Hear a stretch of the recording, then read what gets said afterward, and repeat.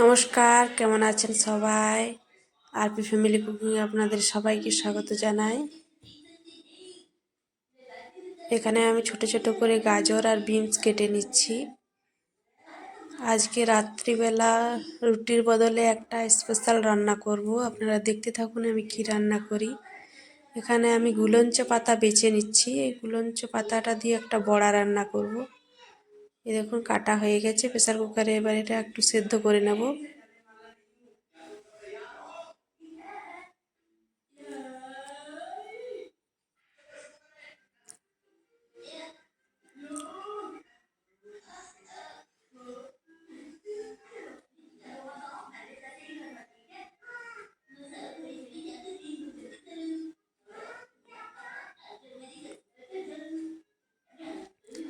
ওটা সেদ্ধ বসিয়ে এখানে যা যা লাগছে সব কিছুই নিয়ে নিয়েছি রেডি করে। মশলাগুলো বলে দিই একবার। এখানে লঙ্কা কুচি নিয়েছি, লঙ্কা গুঁড়ো নিয়েছি, গোলমরিচ গুঁড়ো নিয়েছি, নুন নিয়েছি, জিরে ধনে গুঁড়ো নিয়েছি, আর নিয়েছি টমেটো আর ধনেপাতা। এগুলোই লাগছে এটার জন্য। আর লাগবে হচ্ছে চালের আটা, আর এমনি রুটি খাওয়ার জন্য যে নর্মাল আটা হয়, গমের আটা, এই দুটো লাগবে।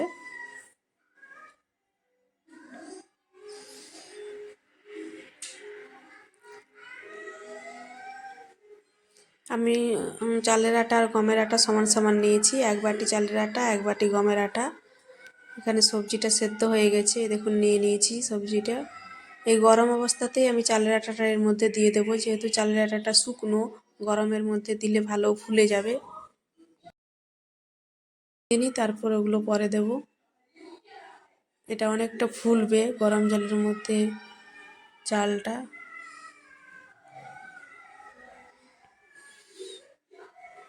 এই দেখুন পুরো জলটা টেনে নিয়েছে।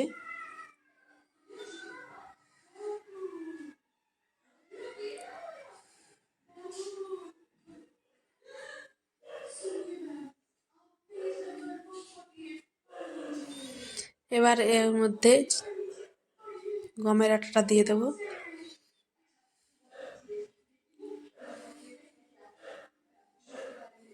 এবার বাকি উপকরণগুলো মিশিয়ে নেব।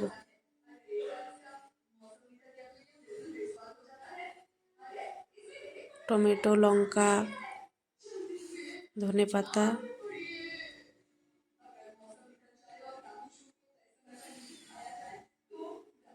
লঙ্কার গুঁড়ো, জিরে ধনে গুঁড়ো, গোলমরিচ গুঁড়ো, আর লাগছে স্বাদ মতো নুন।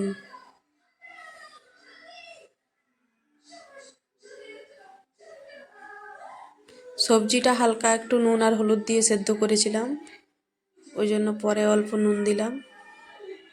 এবার জল দিয়ে এটা ভালো করে একটা থকথকে ব্যাটার বানিয়ে নিতে হবে। বেশি পাতলাও হবে না, বেশি ঘনও হবে না।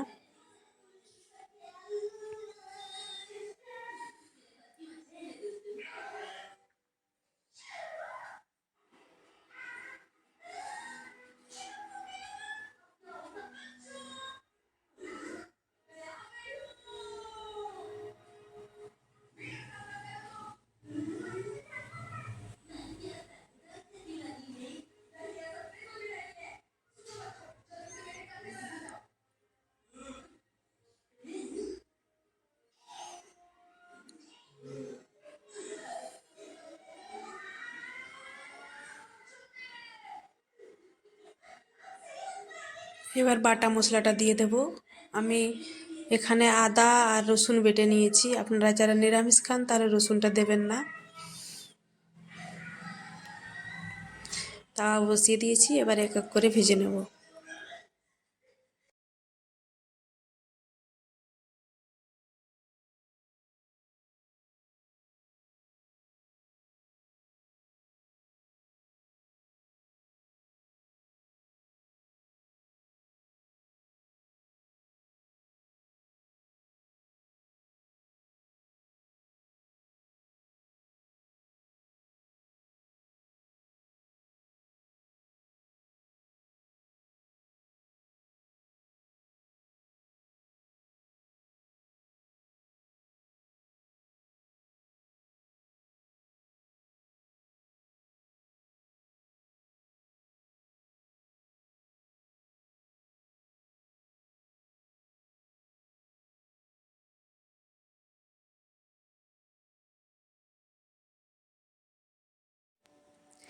একদিকটা হয়ে গেছে, এবার উল্টে নিচ্ছি। এই দেখুন উল্টে নিয়েছি। আরেক দিকটা ওরকম করে ভেজে নেব। আর এক্সট্রা এখানে তেল দেওয়ার দরকার নেই, একবার প্রথমে একটু তেল লাগিয়ে দিলেই হবে তার মধ্যে। এই রান্নাটাতে বেশি তেলও লাগে না।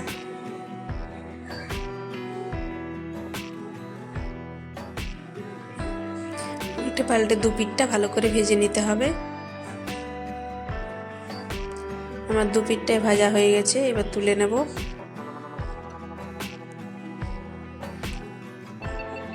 তুলে নিয়েছি। আরেকটাও একইভাবে দিয়ে দিলাম। আমি এখানে একটা চামচের সাহায্যে ছড়িয়ে নিচ্ছি চারদিকে।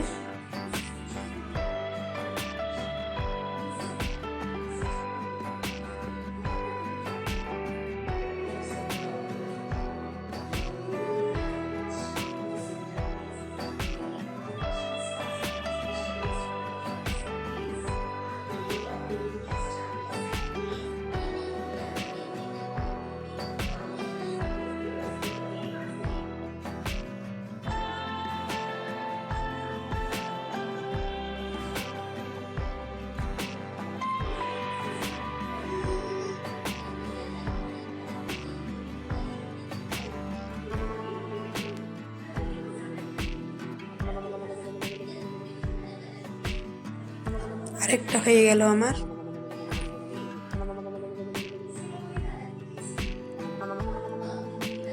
এইভাবে সবগুলো ভেজে নেব।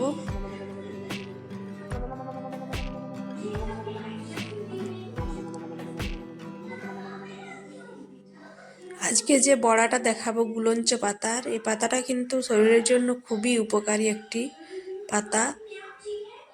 এটি বেটে এর জুস খাওয়া হয়, তো আমি আজকে বড়া বানিয়ে দেখাবো। পাতাটা খেতে খুবই ভালো। পাতাটার নিজস্ব কোনো সেরকম কোনো স্বাদ নেই, না তেতো না কষা, কোনো রকমই নয়, কিন্তু বড়া বানিয়ে খেলে খুবই ভালো লাগে।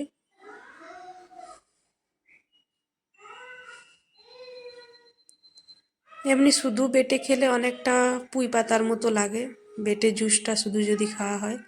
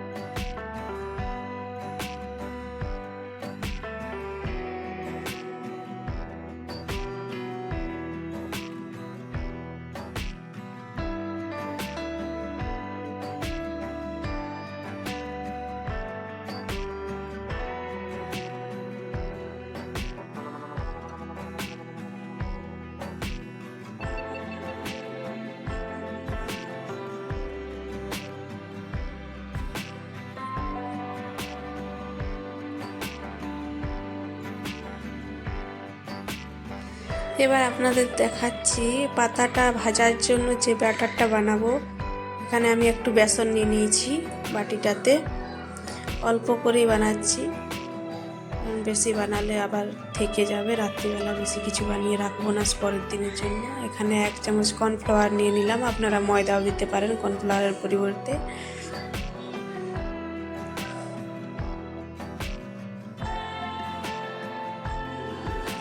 একটু সামান্য হলুদ দিয়ে দেবো,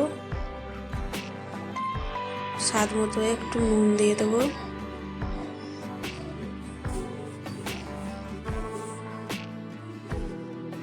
একটু নুন দিয়ে দিলাম, অল্প একটু লঙ্কার গুঁড়ো দিয়ে দেবো,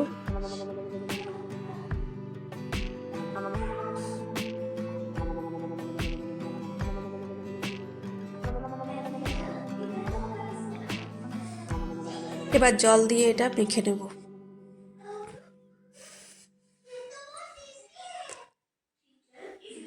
দেখুন এইভাবে মিশিয়ে নিয়েছি।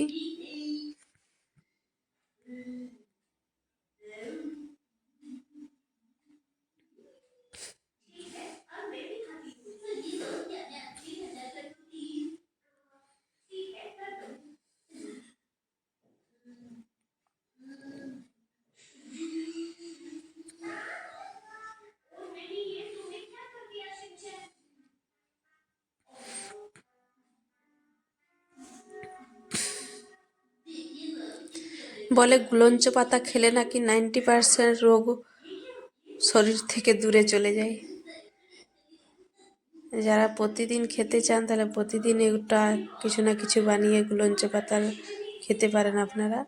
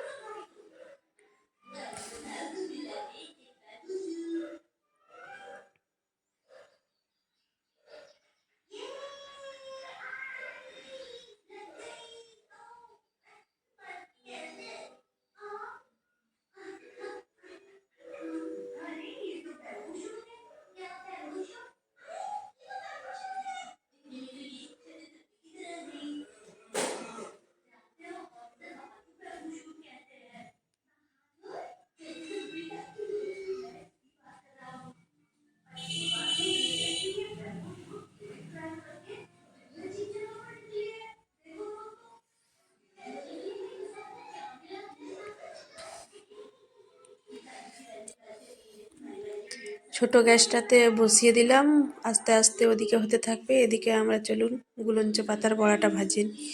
এই দেখুন এটা ছোট ছোট পান পাতার মতো দেখতে, পান পাতার থেকে সাইজে অনেকটাই ছোট, কিন্তু আকারটা হচ্ছে পান পাতার মতো।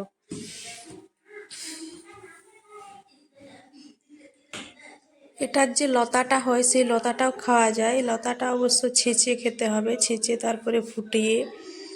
আর পাতাটা খেতে খুব একটা ঝামেলা করতে হয় না, লতাটা খেতে গেলে একটু ঝামেলা পোহাতে হবে।